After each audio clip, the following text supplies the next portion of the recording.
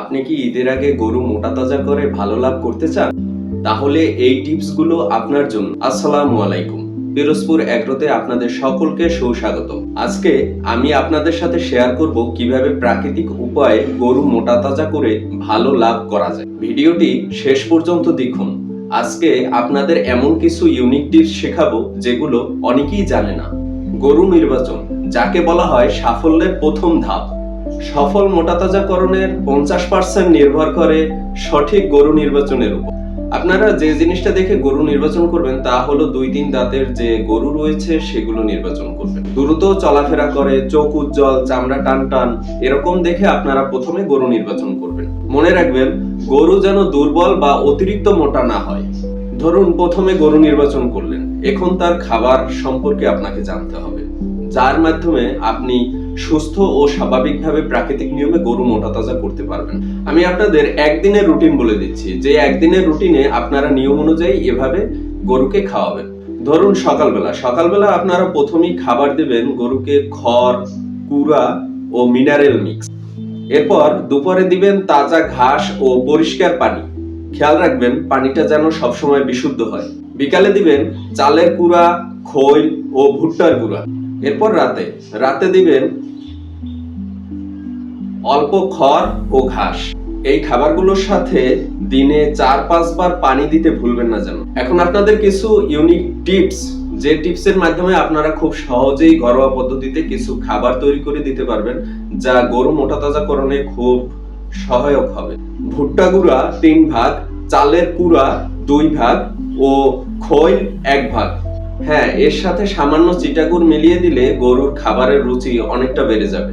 মনে রাখবেন, ভুট্টা, কুড়া ও খৈল এটাই সেরা খাবার। স্বাস্থ্য ও পরিচর্যা, গরুর স্বাস্থ্যর দিকে নজর রাখুন। প্রথম পয়েন্ট, সপ্তাহে 2 বার গোসল করা। প্রতিদিন শরীর পরিষ্কার করুন। সকাল ও সন্ধ্যায় একটু করে হাঁটান।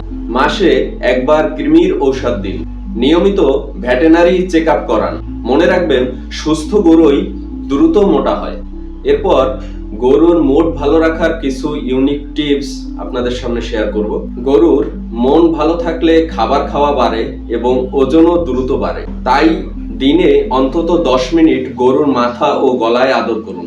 পাশেই হালকা নরম সুরের গান ও পাখির ডাক বাজান। হঠাৎ ঘাসের মাঠে ঘুরতে নিয়ে যান, এতে গরুর মন অনেকটা ভালো থাকবে। মনে রাখবেন, এই 3টি ভুলই সবচেয়ে বড় ভুল, যা কখনোই করবেন না।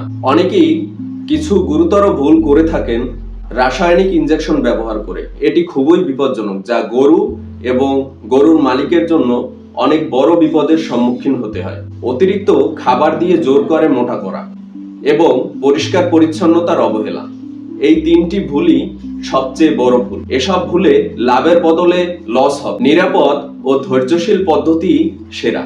আমি এখন একটি আপনাদের বাস্তব উদাহরণ দেই। গত বছর পিরোজপুরের এক খামারি ভাই কেবল প্রাকৃতিক খাদ্যে গরু মোটা তাজা করেছিলেন। তার গরু স্বাস্থ্যবান ও আকর্ষণীয় হয়েছিল। বাজারে তার গরু খুব ভালো দামেও বিক্রি হয়।